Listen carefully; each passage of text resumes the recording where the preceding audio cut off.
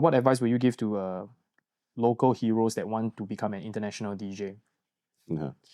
So I mean, there's several ways to do it. Either you buy your way into the fame. Yeah. I mean, it's one of the secrets of the industry. Like, okay, here's the game plan. If you want to be famous really fast, is you need like $250,000 Okay. US.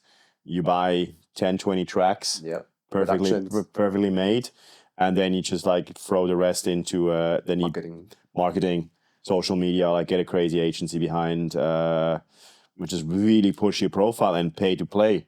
Pay to play, yes. That's the thing I want to ask. So like I pay for Eugene, okay, you pay headliner festival, you pay the festival 150,000 euros, you know, some will say yes, you know. Damn. Of course, he's still got to be good. You still need to know how to mix. Certain proficiency. Or maybe you can just pre-record it.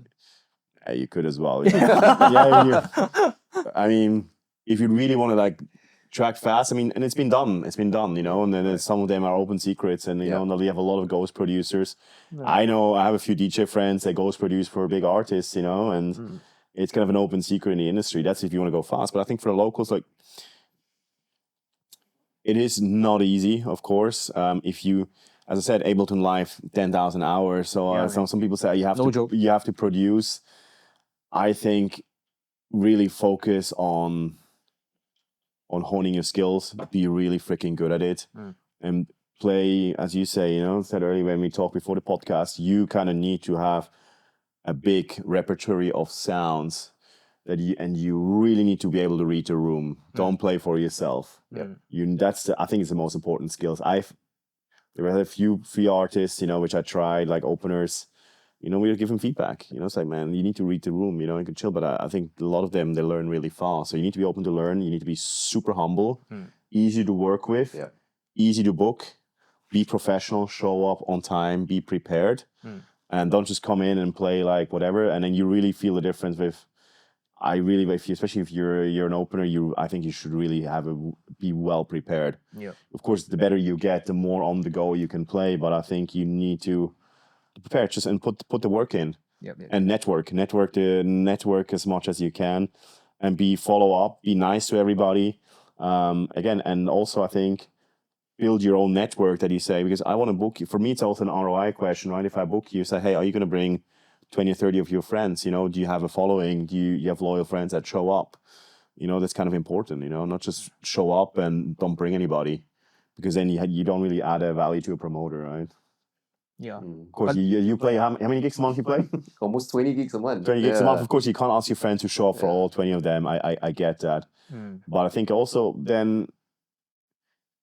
Selectively, you know who are the friends to bring for certain parties. Exactly, you know, like I think, hey, you like that sound, and also, you know, people like to go out, and they're just gonna give them a. Especially the older you get, they're more selective, you know, and we see that we can be one of those anchor events once a month. You know, that's great, but I think also, if you really want to raise your profile, you need to start networking outside of Singapore, and you need to go fly there yourself. Hey, I'm going to weekend for a weekend trip to Bangkok.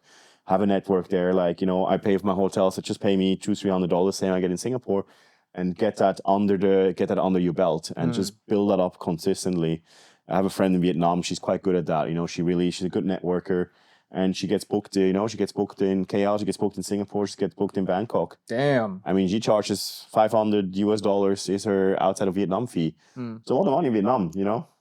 Yeah, and might not even cover the flight, but whatever, you know, it's a PR sometimes what run. she does, like, she says, hey, I cover my flight, just pay my fee, you know, and through that she kind of built up her profile, and if you're good, you'll get booked again. Because it's kind of cool, you know, have like one of the small local regional DJs play. But I think in Singapore, a lot of people don't. They just focus here and just trying to make some money with local gigs, and I think you should really look outside of Singapore, because also you learn. You learn how to read a different room, you know? Yeah, of course. If you play in the same place all the time here, you kind of know what's going on. You know the crowd. It's too easy. You got to push yourself a bit outside the comfort That's zone. why regionally it's more fun. And talking about Vietnam, Vietnam is another exciting city to be playing out. Yeah, I've been playing there as well. So yeah, I think... Also, like Europe, if you can, you know, like you get some gigs there. But again, it's all about networking, and it will just look good and curate your... I always say, like, hey, record your mixes. Just put it on SoundCloud, you know. I think it's super important to have mixes up, different vibes. And we're doing it here now, recording video. Yeah. Kunda did a video, right, on Up on High House. I got a YouTube. lot of views, Yeah. YouTube. So cool, you know, and you show that to a promoter. I mean, if I was a promoter in Bali, and then he's like, I'll book these guys, you know. Yeah, they know how to play the vibe to that venue. Yeah, exactly. I mean, now also they're opening up for during F1 on Saturday for the art department at Tel Aviv. Good for them, you know. Damn. But you know, they know how to. You need to work on your own branding, and if you don't know how to do it yourself, maybe ask a friend who's in marketing. You know how to do it. But I think across all channels is super important, even for international headliners. You should see some of the press kits I get. I'm like, there's not a single video in there I can use because it's filmed by somebody in the crowd with a mobile phone. Like, and some have really amazing content because you want to. Video content is so important, especially you run ads on Meta. Static stuff just doesn't work anymore. Yeah. You know? Oh, there's some gems right here that many people don't talk about. It's not just learning the skill of DJing, it's so much more.